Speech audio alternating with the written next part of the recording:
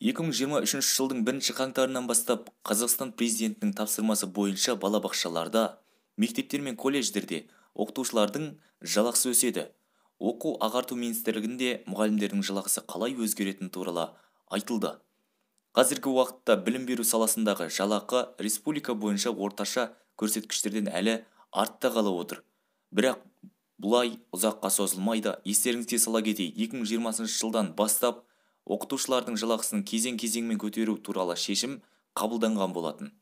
Биыл олар 2 есеге өсті. Қазіргі уақытта білім беру саласындағы жалақының орташа мөлшері 294 мың теңгені құрайды, ал ел бойынша 312 мың теңге. 2023 жылдың 1 қаңтарынан бастап педагогтардың еңбекақысы тағы 25%-ға өседі. Бұл бірінші кезекте балабақша тәрбиешілеріне, мектеп және колледж педагогтарына, сондай-ақ қосымша білім беру жүйесінің мамандарына қатысты делінген хабарламада. Ведомствода атап өткендей, жалақыдан басқа мұғалімдерге қосымша үстемақы беріледі. Мәселен, біліктілік санаты үшін жалақының 30%-дан 50%-на дейін, магистр дәрежесі үшін, ағылшын тілінде пәндерді жүргізгені үшін, сынып жетекшілігі, тәлімгерлік және дәптерлер тексергені үшін де қосымша сыйақы берілетін болады. Сондай-ақ мұғалімдерден 2 құжаттан артық талап еткен басшылық жауапқа тартылады, деді Асқат Аймағамбетов.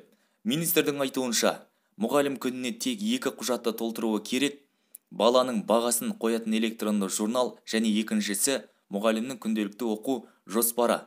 Болды. Басқа ешқандай қосымша құжат болмауы тиіс. Бұдан артық құжатты талап ету заң бұзушылық. Бұл үшін біз жауапкершілікті қарастадық. Қатаң жауапкершілік бар. Жалпы біз қазір заңнамаға өзгеріс енгіздік.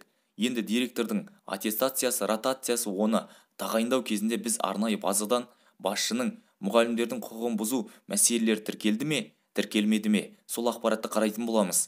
Яғни әріптесіміз осы заңнаманы бұзған болса, онда ол тек қана әкімшілік жауапкершілікке тартылып қана қоймайды.